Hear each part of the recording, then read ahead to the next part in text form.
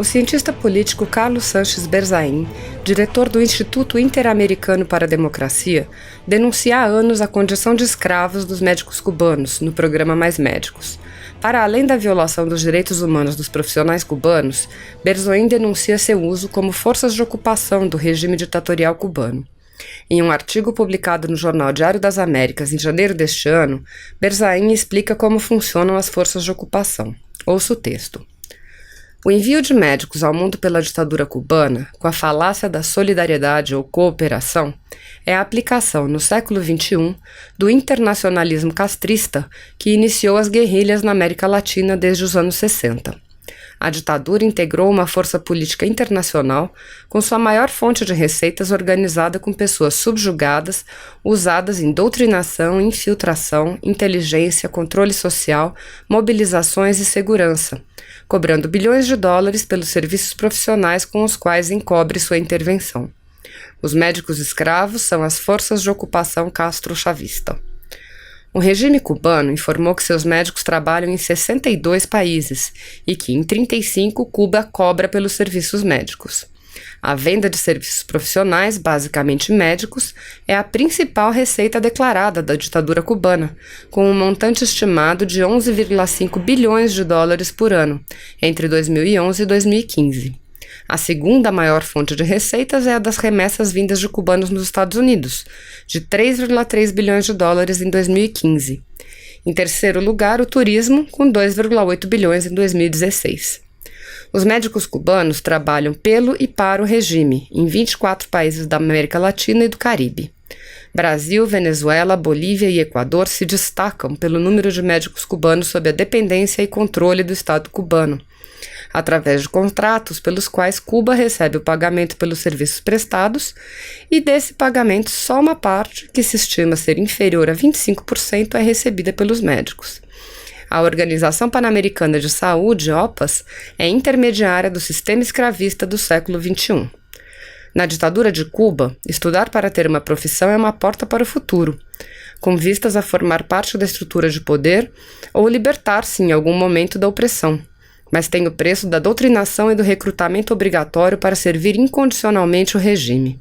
Na Cuba castrista, nenhuma profissão é livre. Os profissionais são funcionários dependentes que pertencem ao Estado, ao regime e ao ditador. O treinamento político e a formação militar operacional são condições essenciais para ser internacionalista cubano. Trabalhar no exterior é uma melhoria importante em comparação com a miséria da ilha, mesmo que o regime fique com a maior parte do salário que cobra pelo trabalho do indivíduo fruto da revolução. Os grupos que são enviados ao exterior são organizados hierarquicamente, com poder de mando efetivo, vertical, obrigações políticas e controle permanente. A família que fica em Cuba cumpre o papel de reféns para garantir o bom comportamento do internacionalista. A recepção de médicos e profissionais cubanos se generalizou nos países da América Latina controlados ou sob influência do castrochavismo. No Brasil, com Lula e Dilma, na Venezuela, com Chávez e Maduro, no Equador, com Correa, na Bolívia, com Morales, no Chile, com Bachelet e nos países do Petrocaribe, há milhares de médicos cubanos. Suas capacidades profissionais têm sido questionadas, mas apesar de conflitos com profissionais locais e até mesmo casos de negligência e más práticas, os médicos cubanos foram impostos a pretexto de cooperação, pelas atividades políticas e operacionais que cumprem. Nas ditaduras da Venezuela, Bolívia e Nicarágua, o papel político dos internacionalistas médicos é vital para o sistema castrochavista. São alocados geralmente em zonas populares e rurais, a pretexto de haver falta de serviços que eles irão realizar, e se incorporam à comunidade. Fazem doutrinação e propaganda do regime, campanha contra aqueles que identificam como inimigos da mudança ou da revolução, tarefas de identificação de resistência ou lideranças democráticas, recrutamento e organização política. Cumprem tarefas de informação e inteligência e, quando há conflitos, são grupos operacionais. Além de serem peças para intervenção, transnacionalização da subversão antidemocrática e do crime organizado, os internacionalistas cubanos são vítimas de escravidão, já que são forçados a produzir recursos para a ditadura que rouba seu trabalho.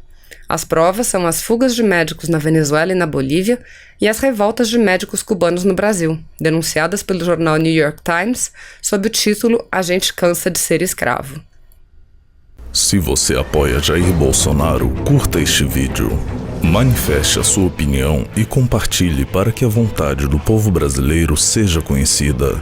Inscreva-se no canal para ter acesso gratuito ao nosso conteúdo. Uma produção Folha Política.